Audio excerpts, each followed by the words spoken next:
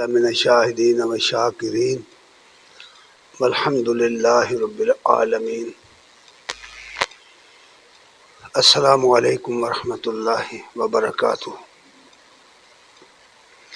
ہر قسم کی حمد و ثنا کے لائق اللہ جل شانہ کی ذات کریم ہے، اور بے بہا درود و سلام محمد الرسول اللہ صلی اللہ علیہ وآلہ وسلم پر اور آپ کی آل اور اصحاب پر۔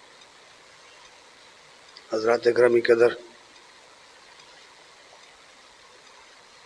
یہ اللہ تعالیٰ کا بہت بڑا احسان ہے ان لوگوں پر جن کو اللہ تعالیٰ نے عقیدہ توحید کی سمجھ عطا فرمائی۔ عقیدہ توحید بخشش کی بنیاد ہے۔ اس دنیا میں بھی اللہ تعالیٰ اس آدمی کو آزادی کی نعمت سے نواز دیتا ہے، اور آخرت میں بھی اسے نجات اور فلاح حاصل ہو جائے گی۔ یہی وجہ ہے کہ قرآن و سنت میں سب سے زیادہ زور جس بات پر دیا گیا ہے وہ عقیدہ توحید کو اختیار کرنے پر دیا گیا ہے، اس لیے کہ یہ اسلام کی بنیاد ہے۔ اسلام کی پوری عمارت اسی پلاٹ پر اٹھائی گئی ہے۔ لیکن یاد رکھیے کہ اس عقیدے کے اندر بہت سارے ایسے لنکس بھی پائے جاتے ہیں جو شرک کی راہوں کی طرف نکل جاتے ہیں، اور شرک کی مختلف شکلیں پائی جا رہی ہیں دنیا میں۔ اور ان مختلف شکلوں میں سے سب سے تباہ کن اور بہت ہی بڑی شکل، بہت بڑی صورت، وہ سما موتا کا عقیدہ ہے۔ مطلب یہ کہ مرنے کے بعد آدمی مرتا نہیں، شعور رکھتا ہے، دیکھتا ہے، سنتا ہے، سمجھتا ہے، اور اس کی وہی حرکات و سکنات ہیں، اور اس کی وہی سمجھ ہوتی ہے جو ایک زندہ انسان کی ہوتی ہے۔ یہ عقیدہ پایا جاتا ہے۔ اس کی بنیاد کچھ روایات اور حکایات ہیں، لیکن قرآن مجید میں اس عقیدے پر اور اس سوچ پر پوری تفصیل کے ساتھ بیان کیا گیا ہے۔ وجہ اس کی یہ ہے کہ پوری دنیا کے اندر جتنے بھی لوگ ہیں، جتنی بھی مشرک قومیں پائی جاتی ہیں، ان کے شرک کی بنیاد در اصل یہی عقیدہ ہے، سما موتا کا عقیدہ۔ اگر آپ اس پر غور کریں تو یہ سوچنے پر مجبور ہو جائیں گے کہ کیا وجہ ہے کہ ایک آدمی اپنے ہاتھوں سے ایک بت تراشتا ہے اور پھر اس کے سامنے سجدہ کرتا ہے۔ سب جانتے ہیں کہ یہ پتھر کا بت یا لکڑ کا بت یا کاغذ پہ بنی ہوئی تصویر یا کسی اور چیز کی بنائی ہوئی تصویر کوئی حیثیت نہیں رکھتی، یہ تو بنائی گئی ہے۔ بنانے والا خود جانتا ہے کہ یہ میری گڑی ہوئی ہے، پھر کیوں اس کے سامنے سر جھکاتا ہے، اس سے کیوں مرادیں مانگتا ہے، اس کو کیوں حاجت روا اور مشکل کشا سمجھتا ہے؟ کوئی ریزن تو ہوگی، کوئی سبب تو ہوگا۔ تو اس سبب کو جاننے کے لیے پہلی بات یہ سمجھ لیجئے کہ دنیا کے اندر یہ عقیدہ روحانیت جو پایا جاتا ہے، جس کو روحانیت کہتے ہیں، یہ روحانیت کیا بلا ہے، اس کا حدود اربا کیا ہے، کسی کو نہیں معلوم۔ اس کی بیس یہ ہے کہ آدمی مرنے کے باوجود نہیں مرتا، اس کی روح زندہ رہتی، اس کی باڈی ڈیڈ ہو جاتی ہے، مر جاتی ہے، اس کا جسم مر جاتا ہے، اس کا بدن مر جاتا ہے، وہ خاک میں مل جاتا ہے، لیکن اس کی روح باقی رہتی، اور وہ روح سنتی بھی ہے، دیکھتی بھی ہے، جانتی بھی ہے، اور وہ پکارنے والے کی مدد بھی کرتی ہے۔ یہ عقیدہ ہے۔ دنیا کی تمام مشرک قومیں جس کا بھی آپ مطالعہ کریں گے اس کے شرک کی بنیاد اسی میں ہے، اسی عقیدے میں ہے۔ یہی وجہ ہے کہ بت کا پجاری جانتا ہے کہ میں نے جس بزرگ کا بت بنایا ہے اس کی روح زندہ ہے، میں اس کی جب پوجا پاٹ کروں گا، اس کے سامنے ڈنڈوت کروں گا تو وہ اس کی روح خوش ہو کر میری مدد کرے گی۔ اور پھر اس کے اور بھی بہت سارے لوازمات ہیں جو اس کے پروتوں نے، پجاریوں نے بنا رکھے، جس کے نتیجے میں نظریں مانی جاتی ہیں، چڑھاوے چڑھائے جاتے ہیں، وغیرہ وغیرہ۔ یہی عقیدہ ذرا آگے بڑھیں تو قبر پرستی کی بنیاد بھی ہے۔ بت پرستی اور قبر پرستی دونوں جڑواں بہنیں ہیں۔ قبر پرستی کی بنیاد بھی یہی عقیدہ ہے کہ یہ بزرگ جس کو ہم نے اپنے ہاتھوں سے دفنایا ہے یہ زندہ ہے، مرنے کے باوجود نہیں مرا ہے، موت اس کا کچھ نہیں بگاڑ سکی، یہ زندہ ہے، اس کی روح زندہ ہے، اور وہ ہماری آمد و رفت کو خوب جانتی، ہماری باتیں سنتی، ہماری مدد کے لیے آتی۔ یہ باتیں سب کتابوں میں لکھی ہوئی ہیں۔ یہ روحانیت کی کرامات بے شمار ہیں، جتنی صوفیہ کی کتابیں ہیں وہ بھری پڑی ہیں ان کرامات سے، ان باتوں سے، کس طرح روحیں آتی ہیں اور کس طرح مدد کرتی ہیں، کس طرح وہ جسد انصری میں روح انسانی شکل میں آتی ہے اور کس طرح وہ بزرگوں کو ملتی ہے، یہ ساری باتیں لکھی ہوئی۔ یہی وجہ ہے کہ کوئی بھی بت کا پجاری یا قبر کا پجاری نہ بت کو خدا سمجھتا ہے، نہ قبر کے اندر پڑے ہوئے بزرگ کو خدا سمجھتا ہے، وہ اس بزرگ کو وسیلہ سمجھتا ہے، خدا کا وسیلہ سمجھتا ہے، اس کے توسل سے وہ اپنی مرادیں حاصل کرتا ہے۔ اب ظاہر ہے کہ اگر روح واقعی زندہ ہے اور قبر میں ہے یا برزخ میں ہے یا جہاں کہیں بھی ہے وہاں سے وہ پکارنے والی کی آواز سنتی ہے تو پھر پکارنا تو بنتا ہے۔ یہی وجہ ہے کہ قرآن مجید میں جہاں اور بہت سارے اس کے لنک جو ہیں شرک کے، ان پر بہت زبردست طریقے سے، بہت زوردار الفاظ میں تبصرہ کیا ہوا ہے، اس سما موتا پر بھی تبصرہ کیا ہوا ہے، اس کو بھی بیان کیا گیا ہے اور یہ بات تفصیل سے بیان کیا گیا ہے، کیونکہ یہ مرنے کے باوجود نہ مرنے کا عقیدہ جو ہے یہ توحید کے صریحاً خلاف ہے، یہ اسلام کے بنیادی اصول کے بھی خلاف ہے، یہ عقیدہ قیامت کے بھی خلاف ہے، کیونکہ قیامت کا عقیدہ تو یہ دیا گیا ہے کہ لوگ مریں گے اور مرے ہوں کو اللہ تعالیٰ دوبارہ زندہ کرے گا۔ ایسا نہیں ہے کہ وہ زندوں کو زندہ کرے گا، یہ بالکل خلاف عقل بات ہے، نامعقول بات ہے۔ اسلام کا عقیدہ یہ ہے، قرآن و سنت میں جو عقیدہ دیا گیا ہے، اسلام کا جو بنیادی پوائنٹ ہے آخرت پر، آخرت کے عقیدے پر، وہ یہ ہے کہ مرے ہوں کو اللہ تعالیٰ زندہ کرے گا۔ قرآن بھرا پڑا ہے اس سے، اس لیے کہ یہ عقیدہ کہ یہ مردہ سنتا ہے یہ شرک کی بنیاد ہے، یہ توحید کے اندر نقب لگائی گئی ہے اس کے ذریعے، اور اس کی پشت پر میں نے پہلے عرض کیا کہ بہت سی روایات اور بہت سی حکایات ہیں۔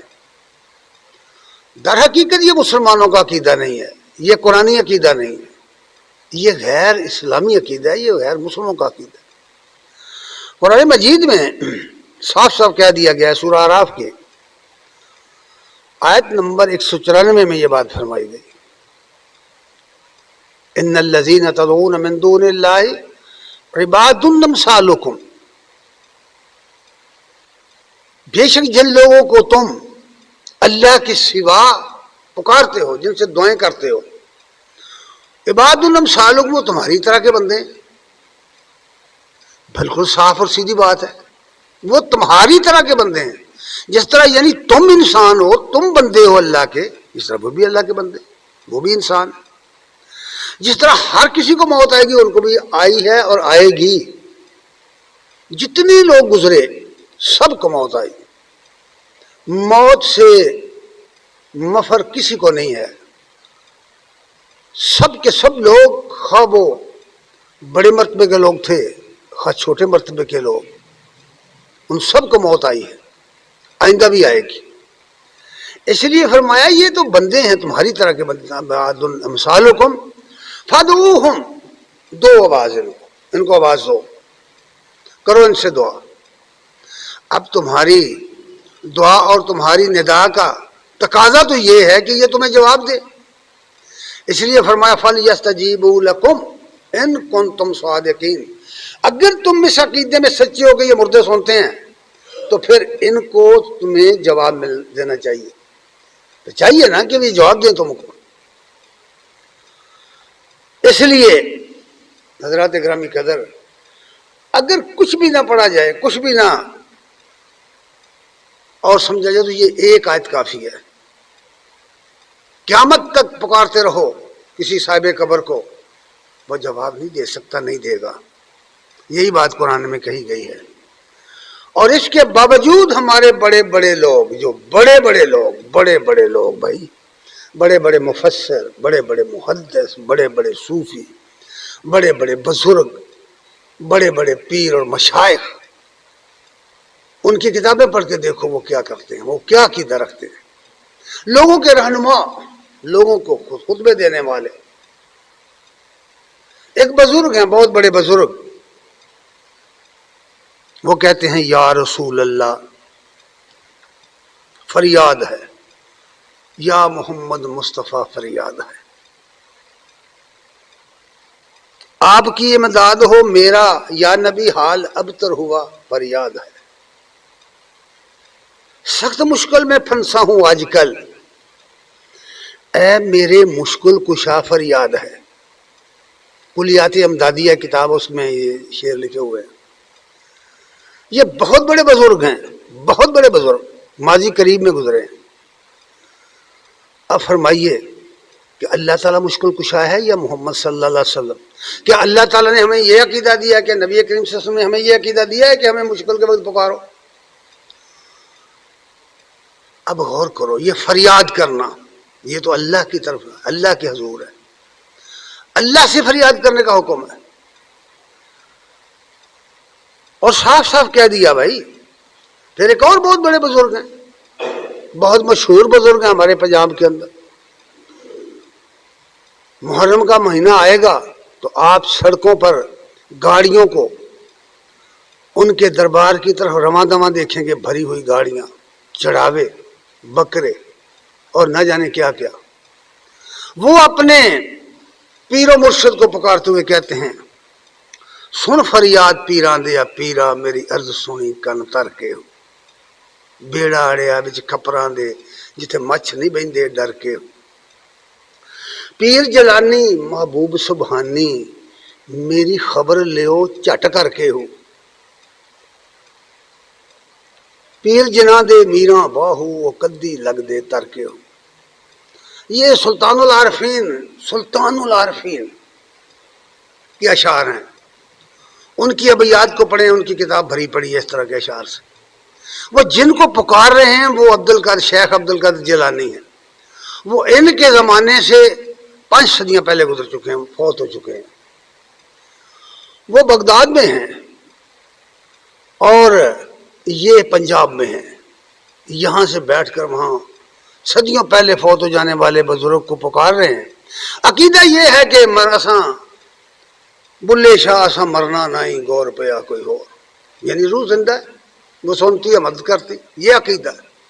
اور پھر کہنا کہ یہ بزرگ ہیں اور یہ اللہ کے ولی ہیں، اللہ کے دوست ہیں، اور یہ اسلام کی خدمت کی ہے انہوں نے بڑی، انہوں نے دین پھیلایا ہے، یہ دین یہ جو ان اشعار میں بیان ہوا ہے۔ اسی لیے ایک اور جگہ وہ کہتے ہیں،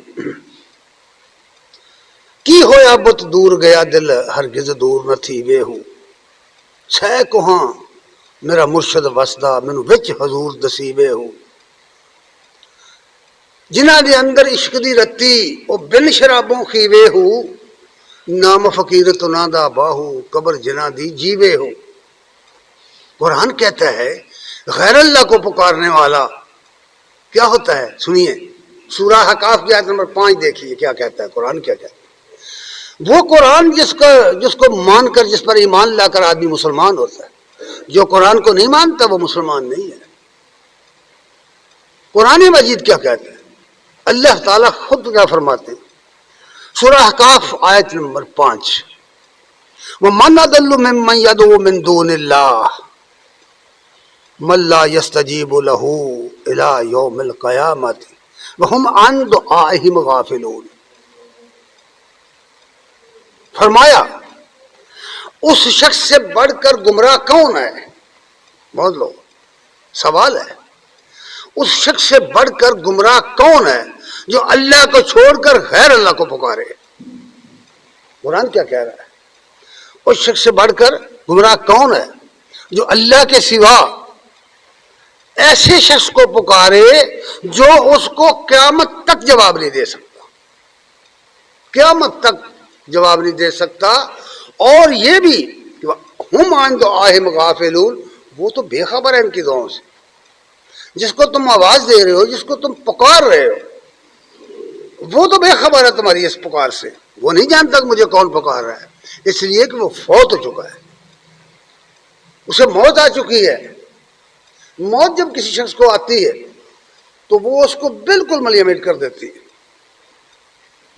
لفظ موت کے اپنے یہ معنی ہیں کہ وہ جو کبتے نمو کو بالکل ختم کر دے، اس لیے یہ بات فرمائی ہے۔ اور آگے چل کر فرمایا سورہ نحل کی آیت نمبر 20 میں یہ بات فرمائی، والذین یدعون من دون اللہ لا یخلقون شیئا وہم یخلقون، اور جن کو یہ لوگ پکار رہے ہیں وہ تو مخلوق ہیں، وہ کسی چیز کا خالق نہیں ہے، وہ تو خود مخلوق ہے۔ اور پھر فرمایا اموات غیر احیاء، مردے ہیں، زندہ نہیں ہیں، اموات مردے ہیں، غیر احیاء زندہ نہیں ہیں، زندگی کی کوئی رمق نہیں ہے ان کے اندر۔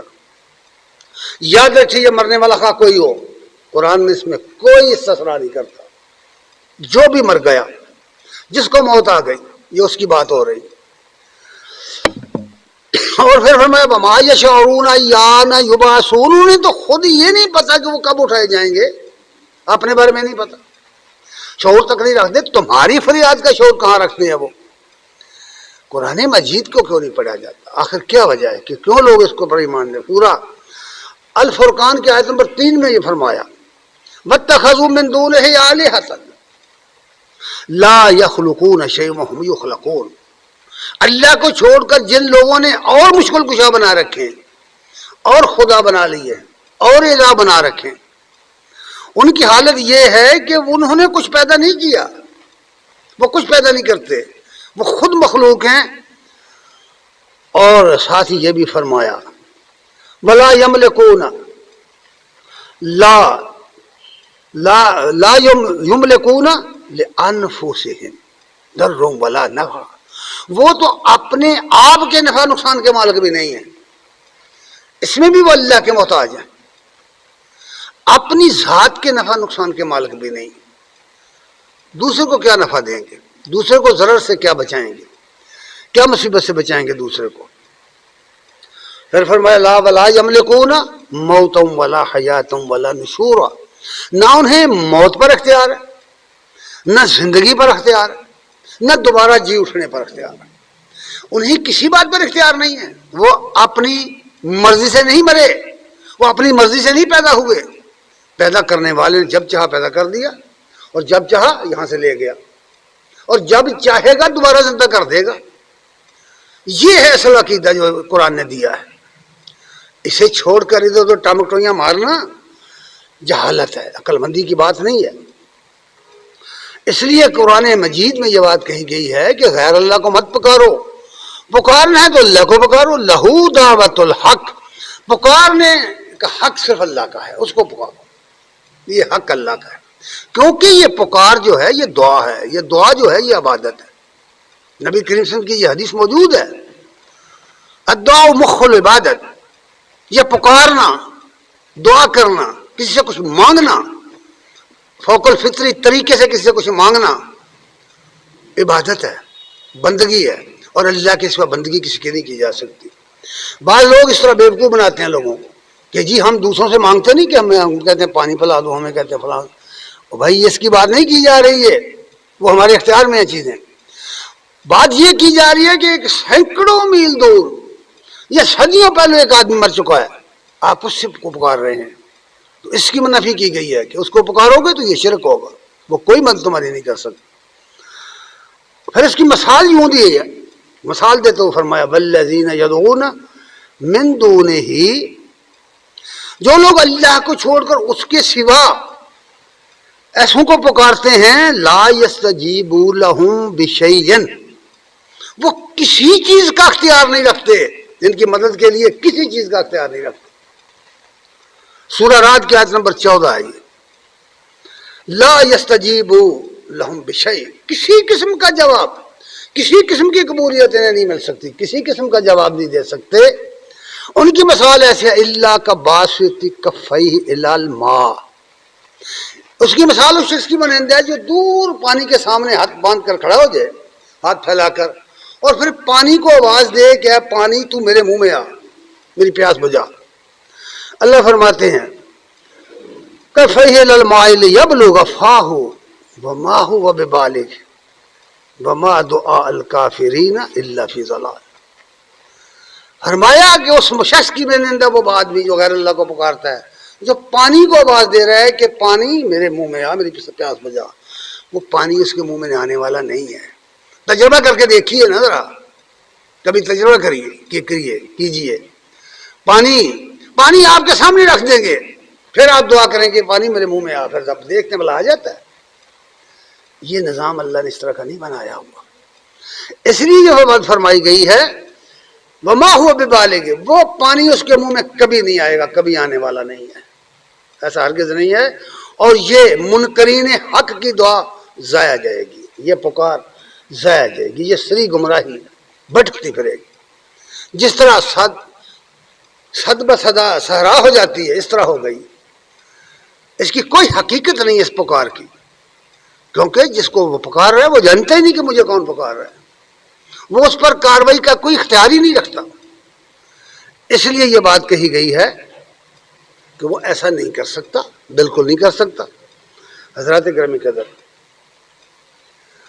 قرآن مجید میں بہت ساری چیزیں بیان کی گئی، بہت ساری، ذرا غور کریں آپ، مثالیں دیکھیں.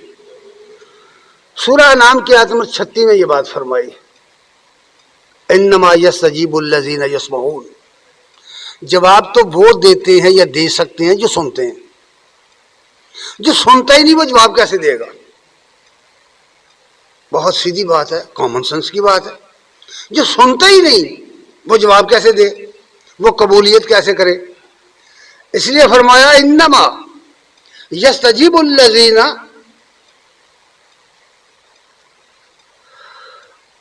یسمعون، بس جواب تو وہ دیتے ہیں جو سنتے ہیں.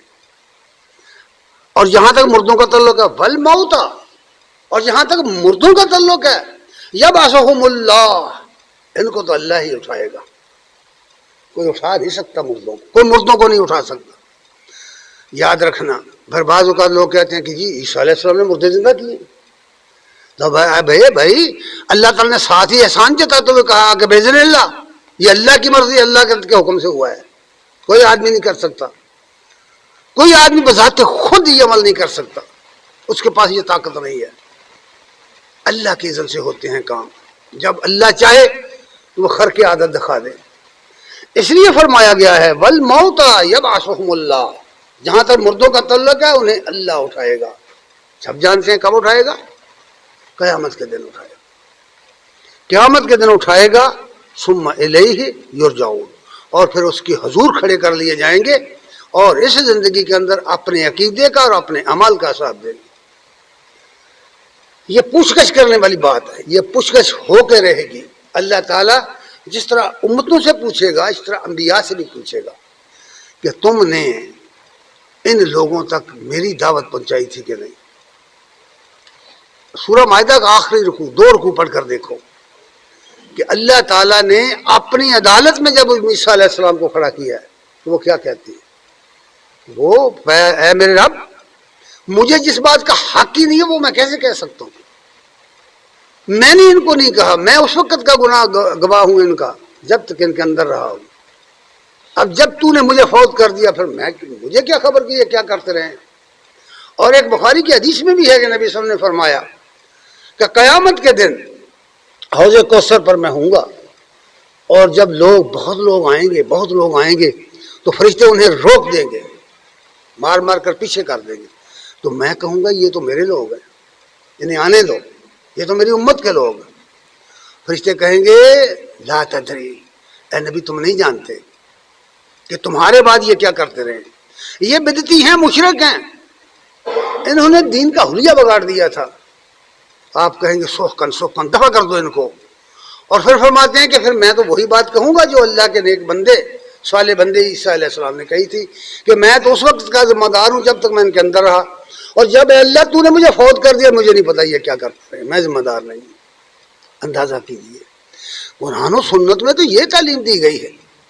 اس لیے چونکہ یہ عقیدہ مشرکانہ عقیدہ ہے کہ مردہ سنتا ہے، اور اس نے ہی یہ ساری قبر پرستی اور بت پرستی پیدا کی، اور پوری دنیا کی قومیں اس بنیاد پر یہ سب کام کر رہی ہیں۔ اس لیے قرآن مجید میں اس کو مختلف مثالوں کے ساتھ بیان کر کے سمجھا دیا گیا ہے کہ یہ غلط عقیدہ ہے بھائی، ایسا نہیں ہے۔ اور پھر اللہ تبارک تعالیٰ نے سورہ الفاتر میں مثالیں دے کے سمجھایا۔ سورہ الفاتر کی آیت نمبر 19 سے لے کر 22 تک کا مطالعہ کریں۔ اللہ فرماتے ہیں وَمَا يَسْتَوِي الْأَعْمَى وَالْبَصِيرُ، اندھا اور دیکھنے والا یکساں نہیں ہوتے۔ آپ پوچھیں کسی سے، دنیا کے کسی آدمی سے پوچھیں، آپ نیک سے پوچھیں، بد سے پوچھیں، پڑھے لکھے سے پوچھیں، ان پڑھ سے پوچھیں، کیا اندھا اور نبینا اور آنکھوں والا ایک جیسے ہیں؟ دیکھنے والا بینا اور نبینا دونوں یکساں ہیں؟ پوچھئے، سوال کیجئے لوگوں سے۔ کوئی پاگل آدمی بھی یہ بات نہیں کہہ سکتا کہ ہاں بھائی یکساں ہیں، ایک ہی جیسے ہیں۔ تعویل بھی کریں تب بھی نہیں۔ قرآن مجید میں جو مسئلے دی گئی ہیں، بعض علماء نے کہا کہ بھئی اس سے مراد مانا نہیں، مانا تو یہی ہے کہ مردہ اور آنکھوں والا اور نبینا برابر نہیں ہے، دیکھنے والا اور نہ دیکھنے والا برابر نہیں، یہ تو لفظی معنی ہے۔ لیکن مراد کیا ہے؟ وہ کہتے ہیں جی مراد یہ ہے کہ ایک عالم اور ایک جاہل برابر نہیں، مراد یہ ہے کہ ایک ایمان والا اور ایک کافر برابر نہیں۔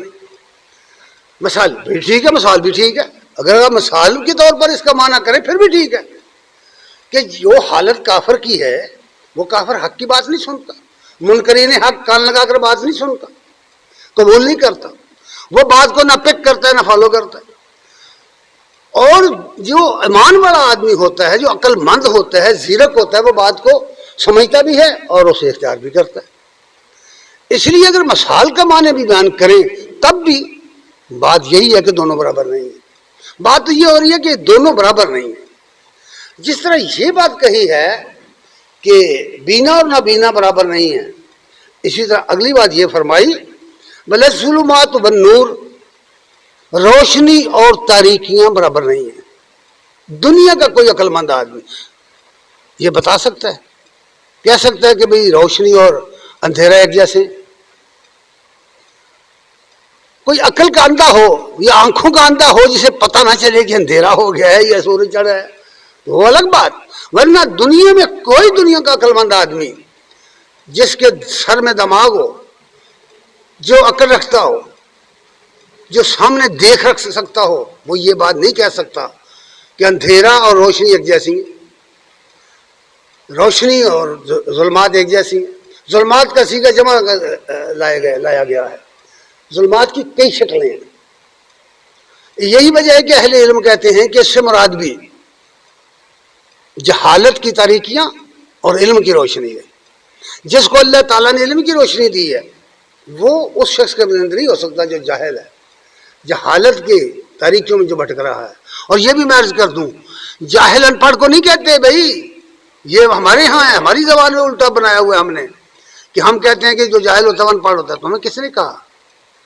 جاہل وہ ہوتا ہے جو جذباتی ہوتا ہے، وہ اس کی تعلیم، اس کی تہذیب اسے کوئی فائدہ نہیں دیتی، اس کی تربیت نہیں کرتی اس کی تعلیم.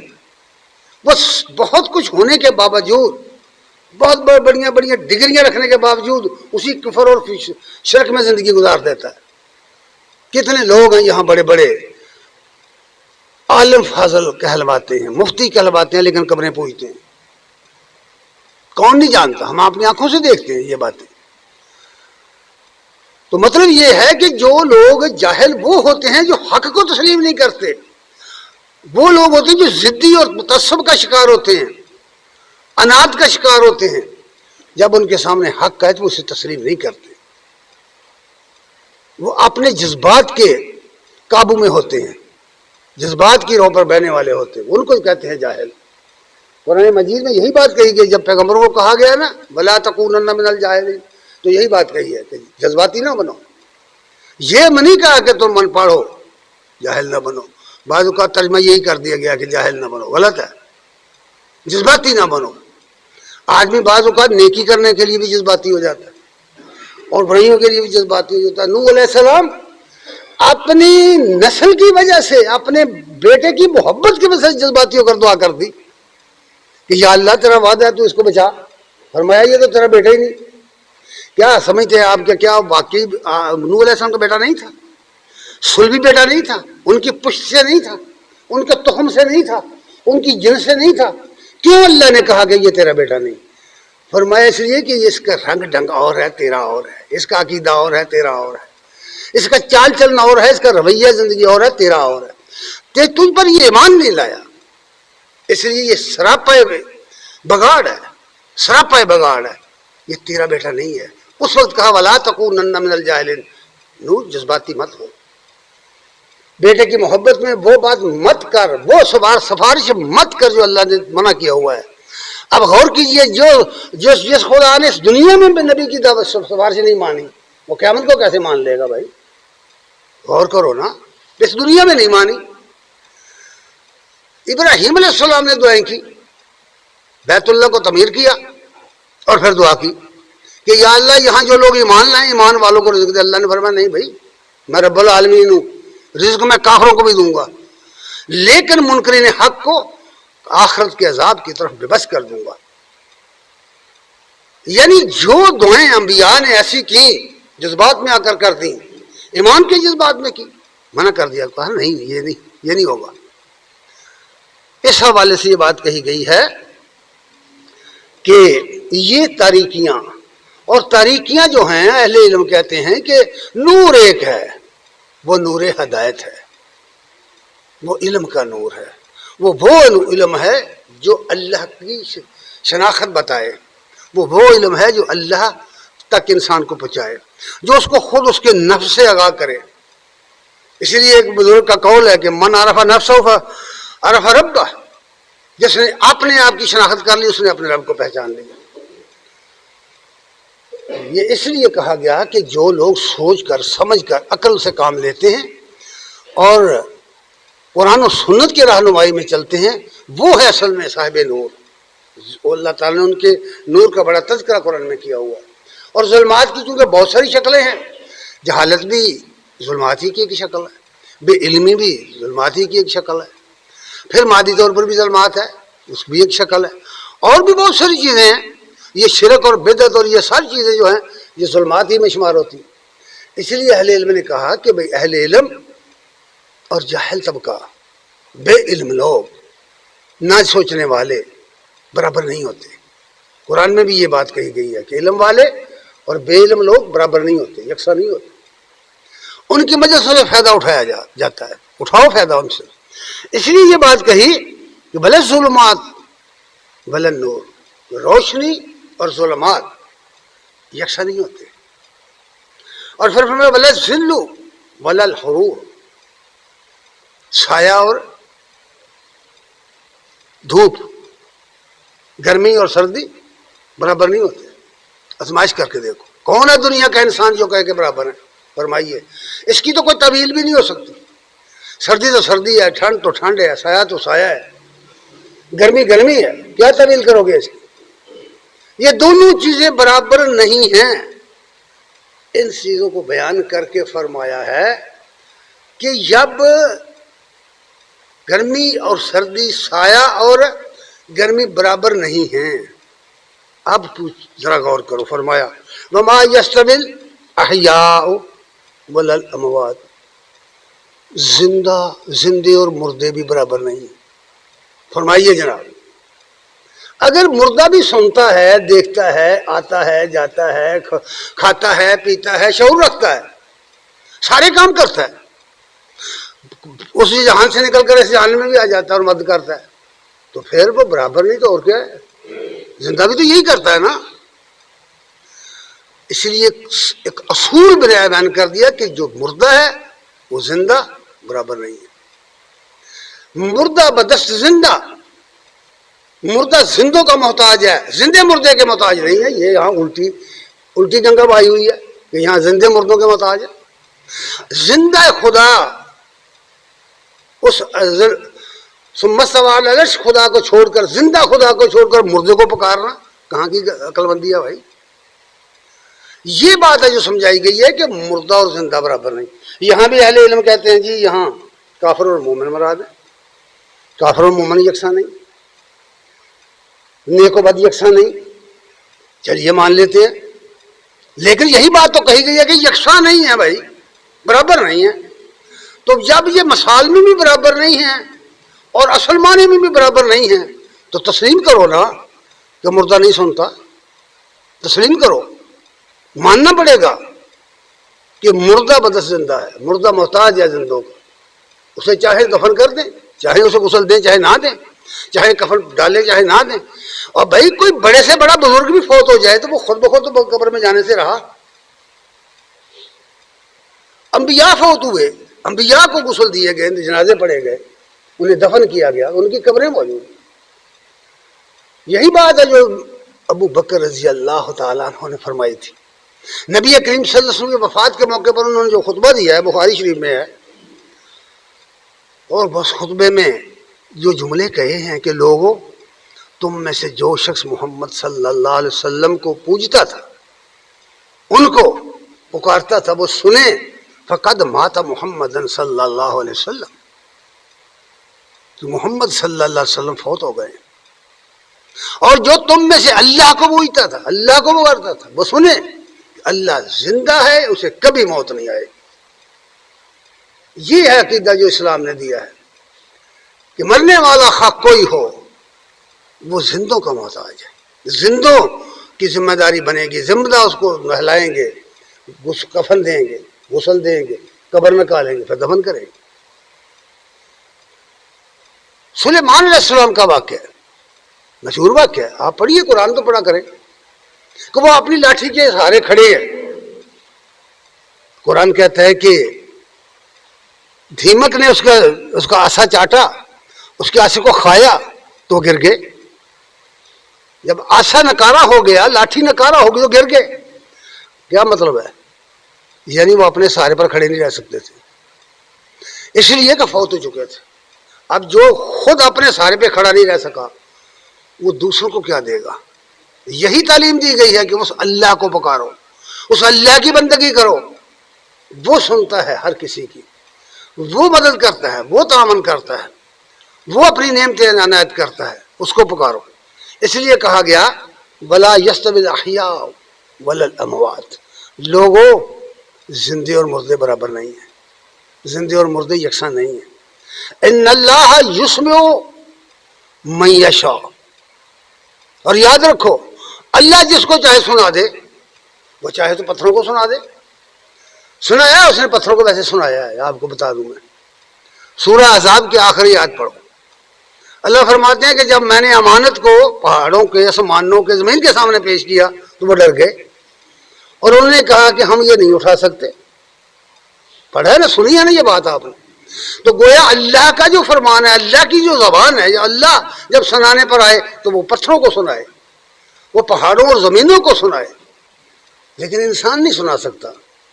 اس لیے فرمایا، اس کا استثناء کر دیا کہ اللہ تعالیٰ یسمع من یشاء، ان اللہ یسمع من یشاء، اللہ جس کو چاہے سنا دے. اللہ تعالیٰ کی قدرت جو ہے اس کو الگ کر لیا گیا ہے لوگ کہتے ہیں جی اللہ سنا نہیں سکتا. کون کہتا نہیں سنا سکتا؟ لیکن بندہ نہیں سنا سکتا، خواہ نبی ہو نہیں سنا سکتا. یہی بات یہاں کہی گئی ہے، وما انت بمسمع من فی القبور. ہے نبی ان لوگوں کو تم نہیں سنا سکتے جو قبروں میں پڑے ہوئے. نبی نہیں سنا سکتا، اللہ سنا سکتا ہے. یہی بات سمجھائی گئی. اللہ اور نبی کے اندر جو فرق مراتب ہے اس کو سمجھو، کیونکہ فرق مراتب نہ کنی زندگی، جو فرق نہیں رکھتا بڑے اور چھوٹے کے درمیان، یہ بے دینی ہے. اسی لیے دانشوروں نے کہا ہے کہ فرق کے مراتب نہ کنی زندگی، فرق رکھو. اللہ اللہ ہے، بندہ بندہ ہے، خواہ وہ رسول ہو جائے. تعلیم ہمیں یہ دی گئی اشہد ان محمد عبدہ و رسول، یہ تعلیم دی گئی. اور بندہ اللہ کا محتاج ہے، بندہ مجبور ہے کہ وہ اللہ کا حکم مانے، اس کے حکم پر چلے. یہی حکم بار بار دیا گیا ہے. اس لیے فرمایا گیا ہے کہ اے نبی تم مردوں کو نہیں سنانے والے، مردوں کو سنانے والے. اس کا دوسرا مفہوم بھی ہے، یہ بھی تو آپ کو بتاؤں کہ یہ قرآن اللہ نے زندوں کے لیے نازل کیا ہے بھائی، مردوں کے لیے نہیں کیا. یہاں رسمیں بنی ہیں کہ بندہ مر گیا اس کی قبر پڑھنے کے لیے قاری بٹھا دو، حافظ بٹھا دو، 7 دن بٹھائی رکھو. کیوں؟ پوچھو کیا بات ہے؟ کہتے ہیں جب قرآن سنتے ہیں نا فرشتے تو حساب نہیں لیتے. یہ ڈھکوسلے تم نے خود بنا رکھے ہیں، علم کی دنیا میں تو ان کا کوئی وجود نہیں ہے. تو یہ ڈھکوسلے ہیں. قرآن اللہ نے زندوں کے لیے نازل کیا ہے کہ وہ اس کو سمجھیں اور پڑھیں اور اس کے احکام پر عمل کریں. مردوں کے لیے نازل نہیں کیا، یاد رکھیے گا. اس لیے قرآن مجید کو سنانا ہے تو زندوں کو سناؤ. مردے جا چکے، اپنا وقت گزار گئے. اس لیے میرے بھائی، امی عائشہ صدیقہ رضی اللہ تعالیٰ عنہ کی حدیث بخاری میں موجود ہے، بڑی مشہور ہے. یہ واقعہ بھی لوگ بیان کرتے ہیں. جو لوگ مردوں کے سننے کے قائل ہیں وہ حدیث بیان کرتے ہیں کہ نبی صلی اللہ علیہ وسلم نے کلیب بدر کے کنارے پر کھڑے ہو کر کافروں کی لاشوں کو مخاطب کیا اور فرمایا کہ کیا اب تم نے وہ انجام پا لیا ہے جو میں تمہیں بتاتا تھا؟ عمر رضی اللہ تعالیٰ عنہ نے عرض کیا یا رسول اللہ یہ تو سڑی ہوئی لاشیں ہیں، بدبودار لاشیں ہیں کفار کی، آپ ان سے خطاب کر رہے ہیں. آپ نے فرمایا تم ان سے زیادہ نہیں سنتے ہو. جب امی عائشہ صدیقہ رضی اللہ تعالیٰ عنہ کے سامنے یہ بات آئی، اور یہ حدیث دونوں ایک ہی پیج پر ہیں بخاری کے اندر، ایک ہی پیج پر، ایک ہی صفحے پر. اور جب انہیں بتایا گیا کہ ابن عمر تو یوں کہتے تھے، عبداللہ بن عمر اپنے والد کے حوالے سے یہ حدیث بیان کرتے تھے، تو انہوں نے فرمایا اللہ تعالیٰ ابن عمر پر اور عمر دونوں باپ بیٹے پر اللہ تعالیٰ رحم فرمائے، ان کے کان خطا کر گئے. کبھی بات سننے والا پوری بات نہیں سنتا، اور قسم کھا کر نبی صلی اللہ علیہ وسلم نے ایسا نہیں فرمایا. اور ساتھ یہی آیت پڑھی وما انت بمسمع من فی القبور، فرمایا یہ روایت تو جو بیان کر رہا ہے یہ تو قرآن کے خلاف ہے، غلط بات ہے، یہ ایسا نہیں ہو سکتا. نبی صلی اللہ علیہ وسلم نے یہ بات فرمائی بھی نہیں تھی. یہ بات بخاری میں لکھی ہوئی ہے. حضرات گرامی قدر، یہ سما موتا کا عقیدہ شرکی عقیدہ ہے کہ مردے سنتے ہیں، مردے سمجھتے ہیں، مردے شعور رکھتے ہیں. اور اس کی بیک جو ہے، اس کی بنیاد جو ہے، اس کی اساس جو ہے وہ روحانیت پر رکھی گئی ہے کہ بندہ مر جاتا ہے اس کی روح زندہ رہتی. عجیب و غریب بات ہے. اور پھر چونکہ روحانیت پر جن لوگوں نے بڑا لٹریچر لکھا ہے وہ بتاتے ہیں ہمیں کہ روح جسم کے بغیر نہیں رہ سکتی بھائی، اسے تو کوئی نہ کوئی کالم چاہیے. اور یہی وجہ ہے کہ اس طرح کی بڑی بڑی گپیں ہانکی گئی ہیں کہ وہ جی فرعونیوں کی جو روحیں ہیں وہ کالے رنگ کے پرندوں میں ڈال کر آگ کے سامنے پیش کیا جاتا ہے. النار یعرضون علیہا، والی آیت کی تفسیر میں لکھی، ابن کثیر میں پڑھ لیں اور روایات میں پڑھ لیں کہ شہداء کی روحیں جو ہوتی ہیں ان کو سبز رنگ کے پرندوں کی پوٹوں میں رکھا گیا تھا، یا یوں کہو کہ بھئی انہیں فضل کے پرندے بنا دیا جاتا ہے، پھر چگنے کے لیے جاتے ہیں. تو ایک سٹیپ تم نے ہندوؤں کا مان لیا نا. یہی ہندو کہتا ہے کہ ہندو کہتا ہے کہ جب بندہ مرتا ہے تو اس کی روح دوسری جون میں چلی جاتی ہے، وہ پھول بن جاتی ہے، وہ جانور بن جاتی ہے، وہ انسان بن جاتی ہے، وہ کوئی اور چیز بن جاتی ہے، کوئی پرندہ بن جاتی ہے، فلاں بن جاتی ہے فلاں. تو ایک سٹیپ تو تم نے مان لیا نا تناسخ کا، باغون کا. حالانکہ یہ اسلام کی تعلیم ہرگز نہیں ہے کہ قرآن یہ کہہ رہا ہے کہ یہ روحانیت کا جو جھگڑا تم نے کھڑا کر لیا یہ تو فیصد اور سرفلاتون وغیرہ کا پیدا کرتا ہے. یہ تو مجوسیوں کا پیدا کرتا ہے، یہ تو ہندوؤں کا کیا عقیدہ ہے، تمہارا کدھر سے آ گیا؟ تم روح کو سمجھو، روح کیا ہے؟ قرآن مجید میں 18 مقامات پر اللہ تعالیٰ نے لفظ روح، روح الامین اور روح القدس لا کر کے بتا دیا کہ جبرائیل امین کا یہ نام ہے، اور 4 مرتبہ یہ بتا دیا کہ اللہ کے حکم سے دم پھونکا گیا ہے انسان کے اندر، وَنَفَخْتُ فِيهِ مِن رُوحِي، اپنے حکم جب میں اس میں پھونک مار دوں، زندگی کا دم پھونک دوں، فَقُوا لَهُ سَاجِدِينَ، تم اس کے سامنے سجدہ ریز ہو جانا۔ یہ قرآن اس طرح کہہ رہا ہے، اور اس طرح عیسیٰ علیہ السلام کے بارے میں مثال دے کر فرمایا ہے۔ سمجھنے کے لیے اگر آپ قرآن مجید کو پڑھیں گے، اس کو اپنا مطمع نظر بنائیں، نصب العین بنائیں، تو آپ کو پتہ چلے گا کہ کائنات کا یہ نظام نہیں ہے۔ اس نے جو چیز یہاں پیدا کی اس پر موت آئے گی، وہ کہنا ہو جائے گی، پرانی ہو جائے گی، اور فنا کے گھاٹ اتر جائے گی، اور پھر جب چاہے گا اللہ اسے دوبارہ زندہ کرے گا۔ قرآن یہ عقیدہ دیتا ہے ہمیں، آخرت کا جو عقیدہ ہے وہ دوبارہ زندہ کرنے کا عقیدہ ہے بھائی، وہ مردوں کو زندہ کرنے کا عقیدہ ہے، نہ کہ زندوں کو زندہ کرنے کا عقیدہ۔ دعا ہے کہ اللہ تعالی ہمیں اس کی سمجھ عطا فرمائے۔ وآخر دعوانا الحمدللہ رب العالمین۔